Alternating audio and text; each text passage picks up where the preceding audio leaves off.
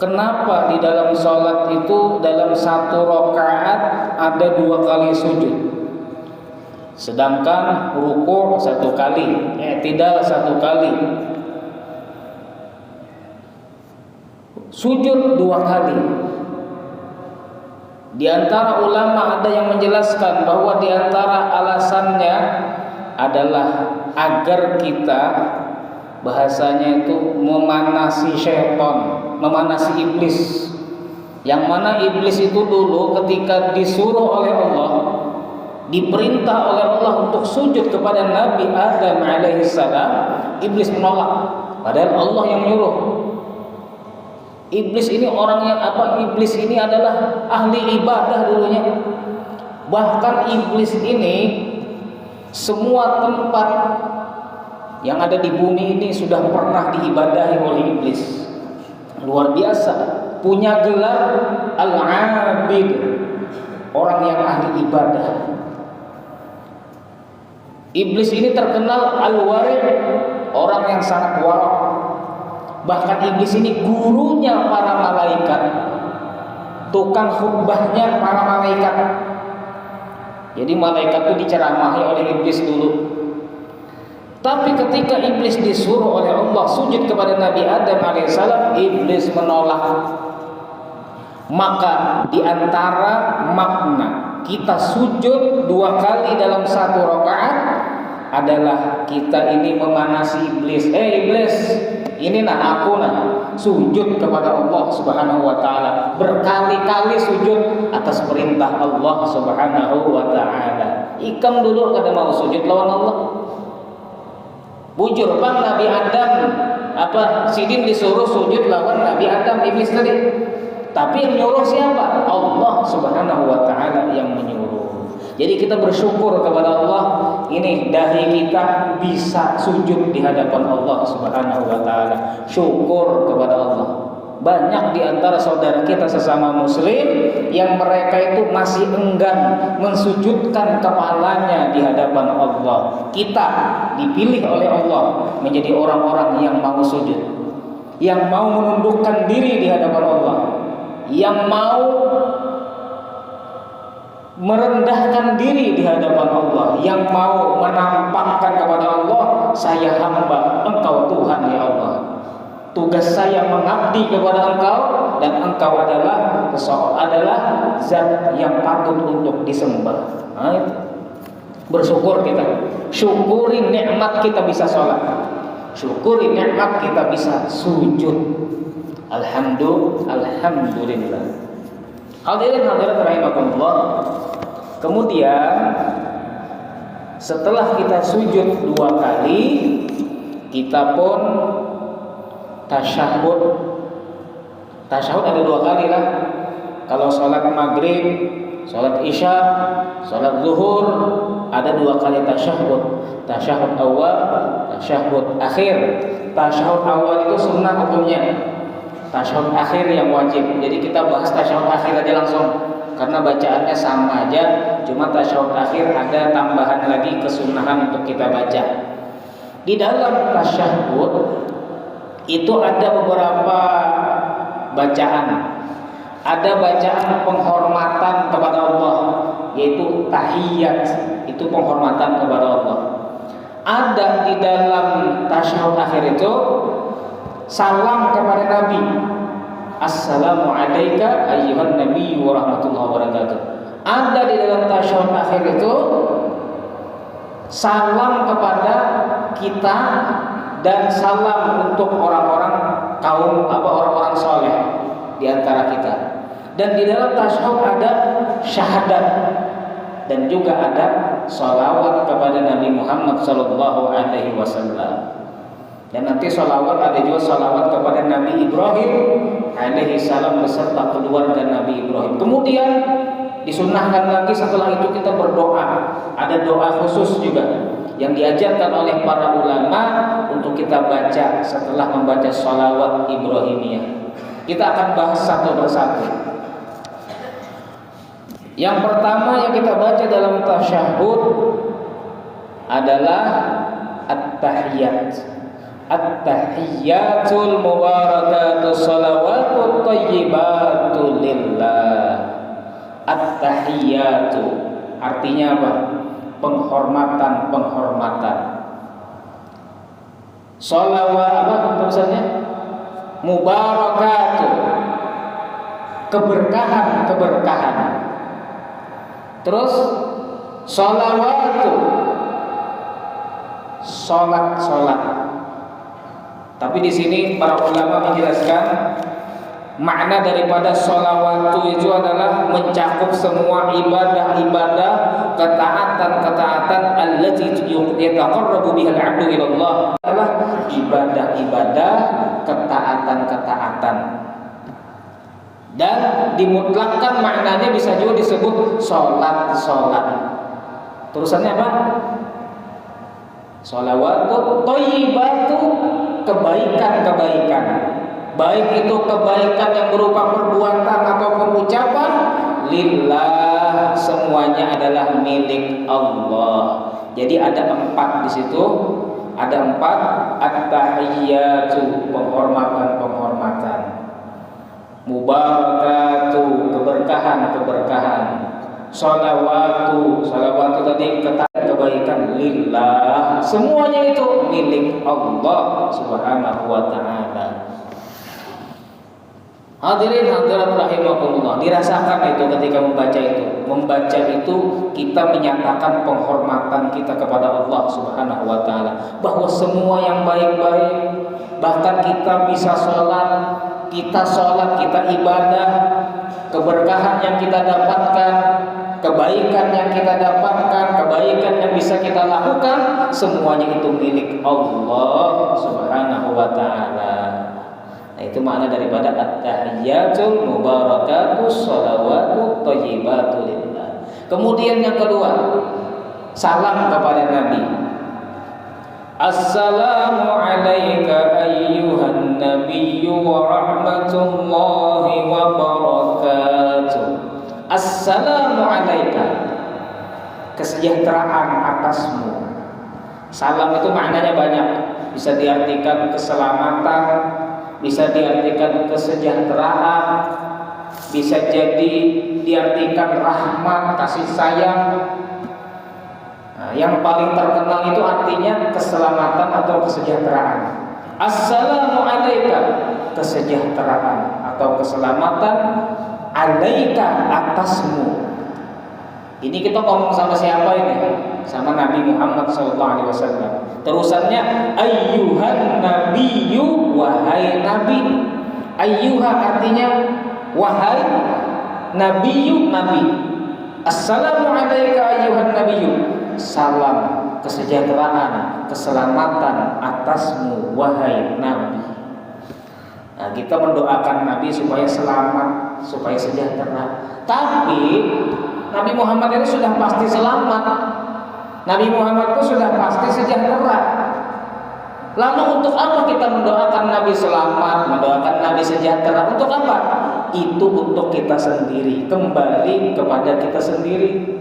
Doa tadi keselamatannya kembali kepada kita sendiri, sejahtera itu kembali kepada kita sendiri. Ibarat Nabi Muhammad itu ibaratnya seperti ini.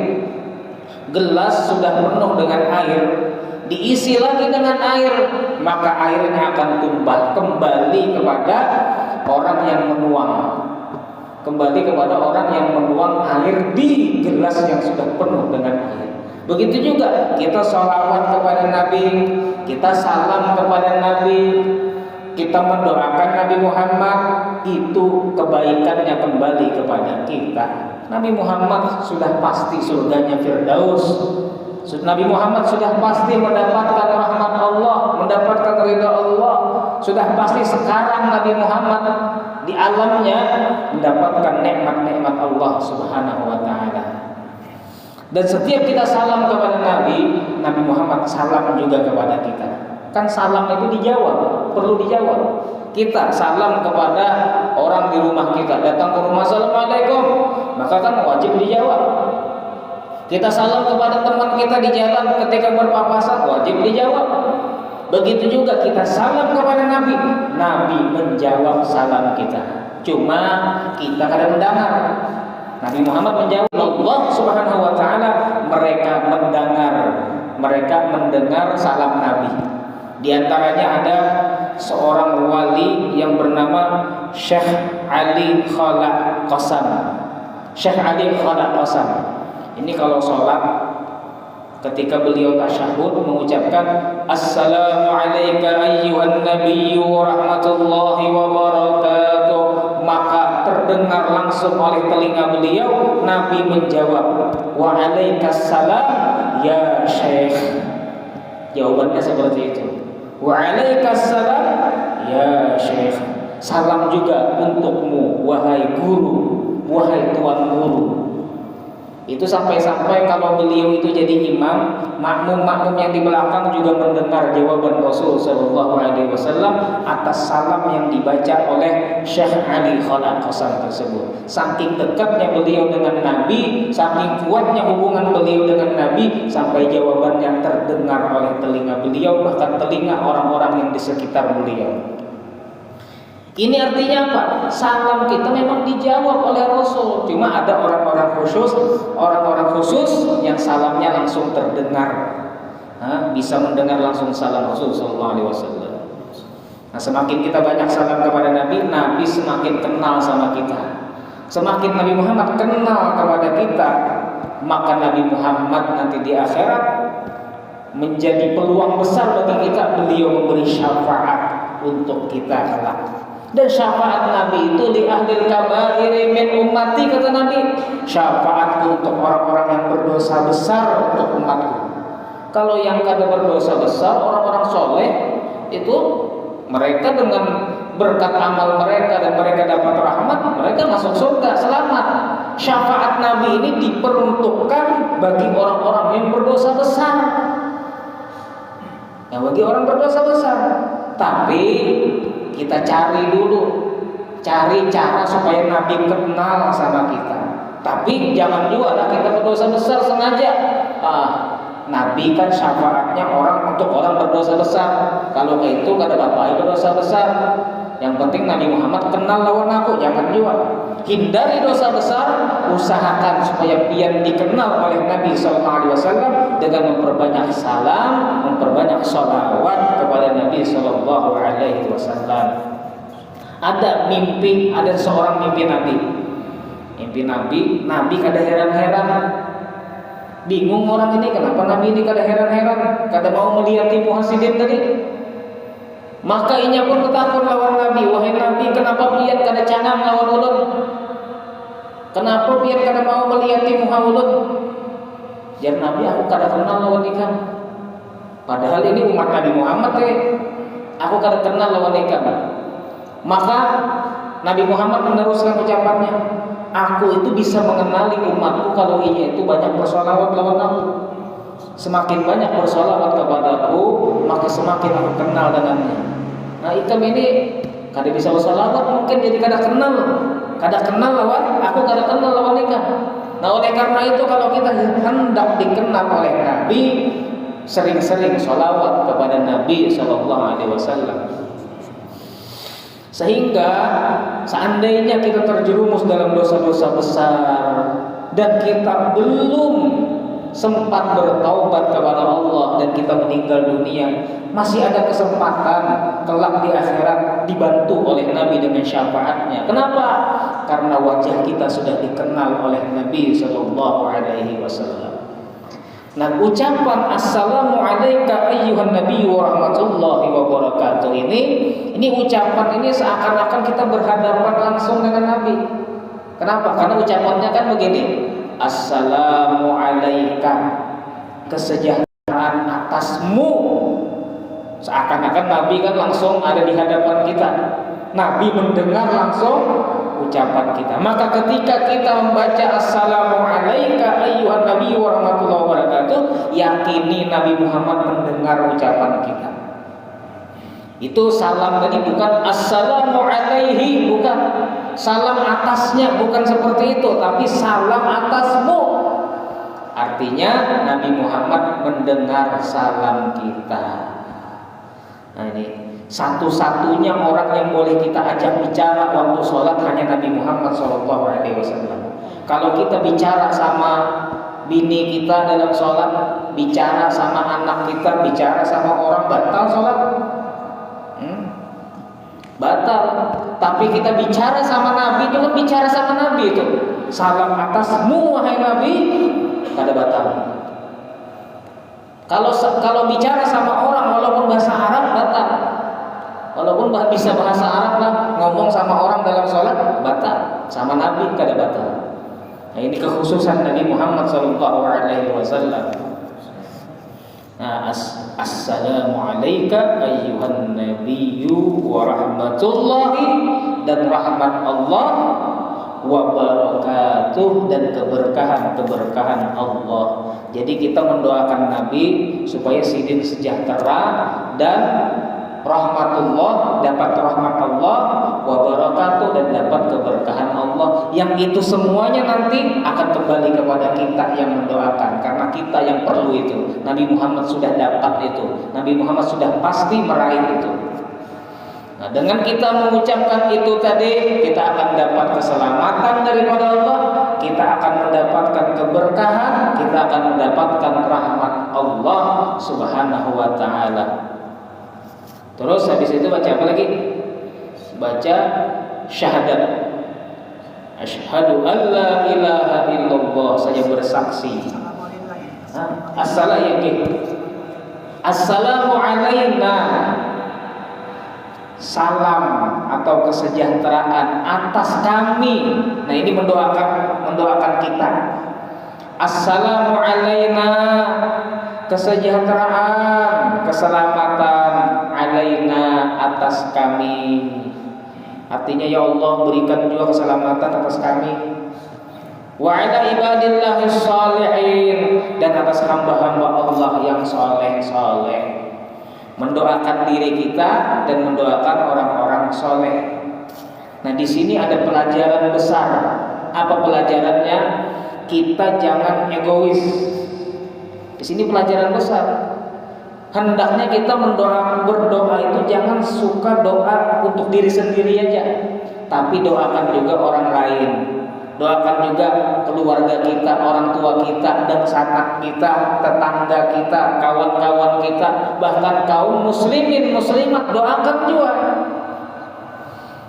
Jangan doa kita tuh, ya Allah panjangkan umur ulun, sugihkan ulun, sejahterakan ulun, mudahkan urusan ulun aja terus. Kada pernah mendoakan kakak, adik, tetangga, kawan, kaum muslimin, muslimat. Nah, ini orang egois ini, kada mikir orang ini.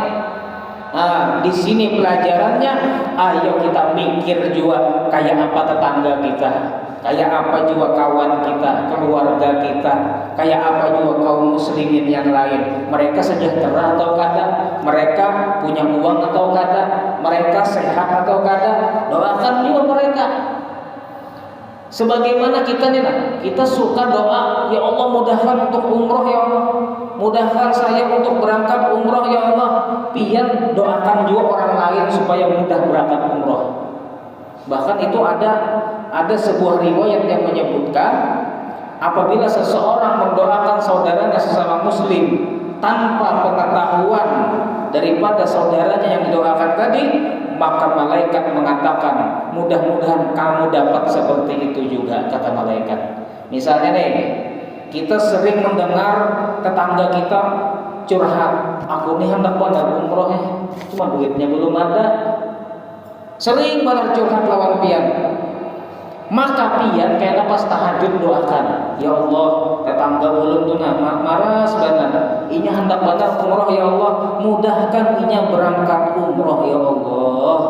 Maka malaikat mendoakan kepada pian, mudahan ikam mudah juga berangkat umroh ya malaikat. Doa malaikat itu kabul. Kenapa? Malaikat itu kada pernah maksiat, malaikat itu kada pernah salah lawan Allah. Pian mendoakan orang tadi, malaikat mendoakan pian juga, sama doanya lawan doa yang pian panjatkan kepada Allah untuk orang yang pian doakan itu. Mudahan pian kayak itu juga ujian malaikat. Artinya mudahan pian mudah juga berangkat umroh. Nah, ini salah satu cara juga supaya hajat kita kabul. Di antara cara supaya hajat kita cepat kabul, doakan orang lain mendapatkan apa yang hendak kita minta lawan Allah. Kita hendak lancar rezeki, doakan tetangga kita yang ngalih-ngalih rezekinya. Ya Allah, tetangga-tetangga ulun ya Allah, yang ngalih benar rezekinya, lancarkan rezeki mereka ya Allah. Maka malaikat mengatakan, mudahan rezeki kamu lancar juga, ujar malaikat. Maka doa malaikat tidak ditolak oleh Allah. Cepat kabul hajat pian daripada pian doa sorangan terus. Ya Allah lancarkan rezeki ulun aja terus. Pian ini siapa? Pian seorang banyak dosa, banyak salah lawan Allah Subhanahu wa taala. Belum tentu doa pian tadi dikabulkan oleh Allah, tapi dengan pian mendoakan orang lain tanpa sepengetahuannya malaikat yang mendoakan pian. Doa malaikat maka insya Allah dikabulkan oleh Allah, cepat dikabulkan oleh Allah. Nah, apalagi tadi? Di sini tadi tahiyat, daripada tahiyat tahiyatul sampai Nabi Mi'raj, Nabi bertemu dengan Allah Subhanahu wa taala. Maka Nabi pun memberi penghormatan kepada Allah. Memberikan penghormatan kepada Allah itu bukan dengan salam. Karena Allah, masa Allah didoakan salam? Assalamualaikum ya Allah. Bukan seperti itu. Beda dengan manusia. Kalau sesama manusia kan Assalamualaikum. Assalamualaikum Habib. Assalamualaikum Kiai. Assalamualaikum Ustaz. Itu kepada manusia. Tapi kalau kepada Allah jangan Assalamualaikum ya Allah. Allah itu kadang perlu didoakan selamat. Allah itu Tuhan. Allah itu yang memberi selamat kepada makhluk-makhluknya. Maka penghormatan kepada Allah itu bagaimana?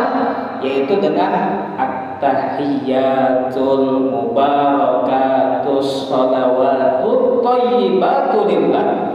Itu yang diucapkan oleh Nabi Muhammad ketika menghormati Allah Subhanahu wa taala ketika beliau bertemu dalam Mi'raj. Nah, lalu Allah menjawab, Assalamu alayka ayyuhan nabiyyu wa rahmatullahi wa barakatuh. Itu jawaban Allah Subhanahu wa taala. Kesejahteraan atasmu wahai Nabi, dan rahmat Allah dan berkah-berkah Allah untukmu. Kemudian Nabi Muhammad menjawab Nabi Muhammad, Assalamu alayna wa ala ibadillahis shalihin. Ya Allah, keselamatan untuk kami dan untuk hamba-hamba Allah yang saleh. Artinya ya Allah, jangan ulun aja yang selamat, jangan ulun aja yang sejahtera. Kami ya Allah dan hamba-hamba pian yang saleh sejahterakan juga, selamatkan juga. Nah ini perhatian Rasulullah kepada umatnya. Coba kita ini nyaman, kalau nyaman bisa ada ingat lawan orang. Naik Pinang misalnya naik Pinang yang paling atas tuh, ambil ini, ambil itu, kada ingat lagi lawan yang di bawah, nangis yang di bawah tuh. Ingat lagi, bercucuran baju mata, bercucuran keringat yang paling bawah tuh. Ada lagi orang yang naik jadi pejabat, jadi presiden, naik jadi DPR, kada ingat lagi lawan yang mendukungnya. Nah ini, ketika sudah nyaman, kada ingat lagi lawan yang di bawah, kada ingat lagi lawan yang menolonginya. Nabi Muhammad ingat, ini bukan lagi dapat jabatan DPR, bukan lagi dapat jabatan bupati atau presiden. Nabi Muhammad ini bertemu dengan Allah, ini nikmat paling besar. Di surga itu nikmat paling besar apa? Di surga itu nikmat paling besar melihat Allah Subhanahu wa taala. Yang Nabi dapatkan ini melihat Allah Subhanahu wa taala, nikmat paling besar. Dalam keadaan seperti itu beliau masih ingat dengan umatnya, masih ingat dengan orang lain. Kita jangan menjadi orang yang lupa sama orang gitu. Jangan mikir diri sendiri. Kalau pian sugihnya pian tadi jangan dinikmati sendiri. Sampaikan kepada tetangga, kepada keluarga, kepada yang memerlukan. Kalau pian punya jabatan, jangan mengayakan diri sendiri dengan jabatan tadi, tapi sejahterakan masyarakat. Nah, itu, jangan lupa sama orang lain. Kemudian asyhadu an la ilaha illallah wa asyhadu anna Muhammadar Rasulullah. Saya bersaksi bahwasanya tiada Tuhan selain Allah dan Muhammad utusan Allah. Jadi kita mensaksikan tiada Tuhan selain Allah. Tiada Tuhan selain Allah itu maksudnya apa? La ma'budu bihaqqin fil wujudi illallah. Tidak ada yang disembah dengan kebenaran, artinya tidak ada yang pantas disembah dengan sebenar-benarnya kecuali Allah. Yang disembah itu banyak, ada api, itu disembah juga oleh orang. Ada orang menyembah matahari, ada orang menyembah bulan, ada orang menyembah patung, ada orang menyembah sapi, ada orang menyembah manusia, ada juga. Donald Trump itu fotonya di India disembah orang, fotonya Donald Trump. Orang gila di India tuh, di India ini kan ada orang India maksudnya, aman aja lah. Di India orang gila disembah. Jadi kalau ada lo lihat yang aneh-aneh, yang gila-gila itu disembah orang. Semua sesembahan itu tidak pantas disembah, tidak pantas dituhankan, tidak pantas diibadahi. Yang pantas diibadahi itu cuma Allah Subhanahu wa taala. Itu diantara makna la ilaha illallah. Tiada sesembahan yang pantas disembah kecuali Allah Subhanahu wa taala. Bujur bang, sapi disembah cuma tidak pantas disembah. Matahari disembah cuma tidak pantas itu disembah. Yang pantas disembah itu hanya Allah. La ilaha illallah. Tiada Tuhan yang patut disembah dengan sebenar-benarnya kecuali dicari keridoannya kecuali Allah. Jadi kita tuh mikirnya ridho Allah aja. Walaupun yang lain tidak ridho, kada masalah. Yang penting Allah ridho. Yang lain kada senang lawan aku, biar aja. Yang penting Allah senang. Nah, tidak ada yang pantas dicari keridoannya kecuali Allah Subhanahu wa taala. Kalau misalnya antara menyenangkan Allah dan menyenangkan istri, ada dua pilihan, maka dia pilih senangkan Allah. Artinya buat Allah senang lawan pian, buat Allah ridho lawan pian, walaupun istri pian marah-marah. Tidak ada yang pantas untuk dicari keridoannya kecuali Allah Subhanahu wa taala. Bos pian lawan Allah, dua pilihan. Kalau pian menyenangkan bos, Allah murka. Kalau pian menyenangkan Allah, bos pian murka. Maka pilihlah supaya Allah senang lawan pian, walaupun bos pian murka, walaupun bos pian memecat pian. Yang penting Allah ridho, Allah senang lawan pian. La ilaha illallah. Tiada yang patut dicari keridoannya kecuali Allah. Dan di antara maknanya la ilaha illallah juga, ini banyak makna la ilaha illallah ini, kalau dikupas sangat panjang. Ini sedikit saja kita bahas. Di antara maknanya tidak ada yang ada kecuali Allah. La maujuda illallah. Tidak ada yang ada kecuali Allah. Maksudnya apa? Maksudnya yang sebenar-benarnya ada itu cuma Allah. Kita ini cuma bukti adanya Allah aja. Kita ini makhluk-makhluk bukti adanya Allah. Gunung, bulan, matahari, langit, bintang, itu bukti adanya Allah Subhanahu wa taala. Dan kita ini semuanya di bawah aturan Allah. Kita bergerak, Allah yang menggerakkan. Kita bicara, Allah yang membuat kita bicara. Kita sholat, kita berzikir, kita baca Quran. Apapun yang kita lakukan, apapun yang terjadi daripada makhluk-makhluk ini, itu semuanya Allah yang menggerakkan, Allah yang mengatur. Maka tidak ada yang ada secara sebenar-benarnya kecuali Allah Subhanahu wa taala. Diatur Allah semua ini. Maka disebutkan juga oleh ulama-ulama tauhid bahwasanya perbuatan Allah itu satu. Perbuatan Allah itu satu. Maksudnya apa? Semuanya ini adalah perbuatan Allah Subhanahu wa ta'ala. Yang ibadah, yang maksiat, yang mobil berjalan, mobil ngebut, pesawat terbang, burung terbang, dan lain sebagainya. Semua yang terjadi, semua yang ada, itu adalah perbuatan Allah Subhanahu wa ta'ala. Itu diantara makna la ilaha illallah. Kemudian wa asyhadu anna Muhammadar Rasulullah, dan aku bersaksi bahwasanya Nabi Muhammad utusan Allah. Utusan Allah. Dan karena Nabi Muhammad utusan Allah, jangan sampai kita menuhankan Nabi Muhammad. Wansub ila dzatihi ma syi'ta min syarafin wansub ila qadrihi ma syi'ta min 'izami. Silahkan pian puas-puas memuji Nabi Muhammad, silahkan pian puas-puas menyanjung Nabi Muhammad setinggi-tingginya, tapi jangan sampai menuhankan Nabi Muhammad Sallallahu Alaihi Wasallam. Jangan sama lawan orang-orang yang golongan lain itu, yang inya itu mengagungkan kepada nabinya sampai-sampai menuhankan, padahal Nabi disambutnya Tuhan. Nah ini berlebihan. Nabi Muhammad itu nabi. Makanya sebagian daripada penuntun syahadat orang-orang masuk Islam itu ditambahi syahadatnya. Asyhadu an la ilaha illallah wa asyhadu anna Muhammadan abduhu wa rasuluh. Saya bersaksi bahwasanya tiada Tuhan selain Allah, dan saya bersaksi bahwasanya Nabi Muhammad itu hambanya Allah dan utusan Allah. Jadi ada kata-kata hambanya Allah supaya kita tidak menuhankan Nabi Muhammad Sallallahu Alaihi Wasallam. Beliau Nabi yang mulia, setinggi-tingginya kita menyanjung beliau, silahkan, asal jangan menganggap beliau Tuhan. Itu aja. Kemudian habis kita sholat, habis kita syahadat, kita baca sholawat. Syahadat tadi disebut itu makanya tasyahud akhir itu disebut apa? Tasyahud. Kalau tasyahud itu daripada kata syahadat itu.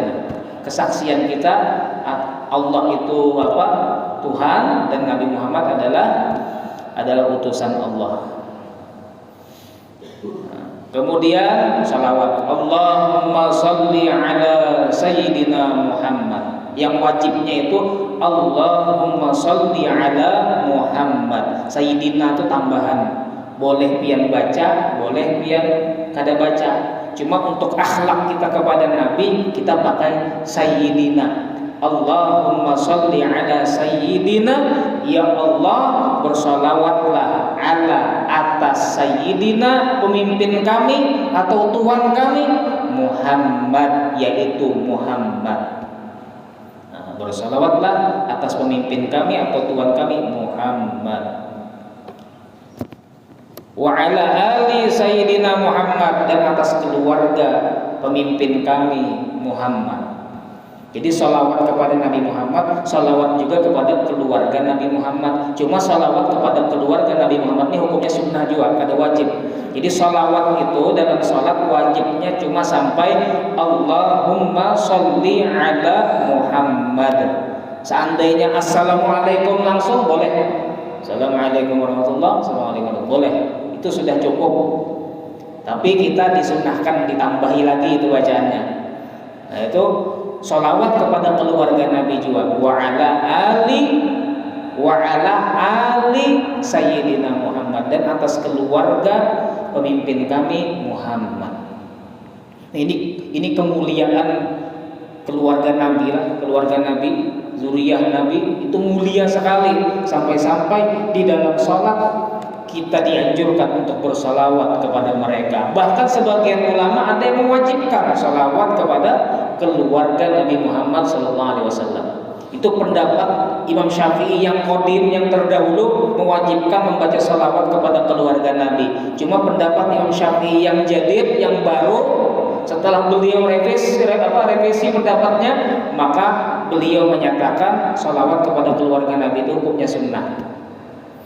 Nah kemudian setelah kita bersalawat kepada Nabi dan keluarganya, di situ terusan salawatnya apa? Kama shallaita ala Sayyidina Ibrahim, sebagaimana engkau bersalawat kepada pemimpin kami Nabi Ibrahim. wa ala ali Sayyidina Ibrahim, dan atas keluarga Sayyidina Ibrahim. Nah, di sini kita bersolawat juga kepada Nabi Ibrahim dan keluarga Nabi Ibrahim. Kenapa Nabi Ibrahim? Kenapa bukan Nabi Adam? Kenapa bukan Nabi Nuh, Nabi Yakub, Nabi Musa, Nabi Isa? Kenapa harus Ibrahim yang kita baca solawatnya di dalam sholat? Nabi kan banyak banget. Nah, ini ada alasan-alasannya kenapa Nabi Ibrahim yang kita baca di dalam tasyahud itu, di dalam kita bersalawat kepada Nabi dalam sholat. Di antara alasannya, Nabi Ibrahim adalah Abul Anbiya, ayahnya para nabi. Kalau Nabi Muhammad itu Abul Bashar, ayahnya manusia. Nah, Nabi Ibrahim itu ayahnya para nabi. Kenapa? Karena setelah Nabi Ibrahim yang jadi nabi itu semuanya keturunan Nabi Ibrahim. Termasuk Nabi Muhammad adalah keturunan Nabi Ibrahim alaihissalam. Maka wajar Nabi Ibrahim kita baca juga salawatnya di dalam salat kita. Dan di antara alasannya, Nabi Ibrahim pernah berdoa kepada Allah, waj'al li lisan sidqin fil akhirin. Ya Allah, jadikanlah aku ini omongan orang tentang kebaikan-kebaikan di orang-orang yang akan datang. Artinya, ya Allah, jadikan ulun ini nanti pandirakan kena. Ulun ini nama ulun disambat-sambat kena di umat terakhir. Nah, makanya di dalam umat Nabi Muhammad, Nabi Ibrahim ini disolawati juga. Di dalam sholat disolawati juga, karena doa Nabi Ibrahim itu hendak ngarang sidin disambat. Nah, kemudian di antara alasannya, Nabi Ibrahim ini adalah Abul Millah. Abul Millah, apa itu? Ayahnya agama, ayahnya ajaran. Karena syariat Nabi Muhammad ini itu banyak sama dengan syariatnya Nabi Ibrahim alaihissalam, banyak sama dengan ajaran Nabi Ibrahim. Makanya cocoklah Nabi Ibrahim kita sholawati juga dalam sholat. Kemudian di antara alasannya lagi, Nabi Ibrahim itu munadi syariah fil haji. Nabi Ibrahim itu memanggil orang-orang untuk berhaji. Kan ada ayatnya itu, Nabi Ibrahim memanggil orang untuk berhaji. Dan yang membangun Ka'bah adalah Nabi Ibrahim alaihissalam, dibantu oleh Nabi Ismail alaihissalam. Wajar Nabi Ibrahim kita sholawati dalam sholat, karena beliau punya andil di dalam sholawat kepada Nabi Ibrahim. Bersalawat juga kepada keluarga Nabi Ibrahim, wa ala ali Sayyidina Ibrahim, dan atas keluarga pemimpin kami Ibrahim. Innaka Hamidum Majid, sesungguhnya engkau ya Allah Hamidun, terpuji. Engkau terpuji.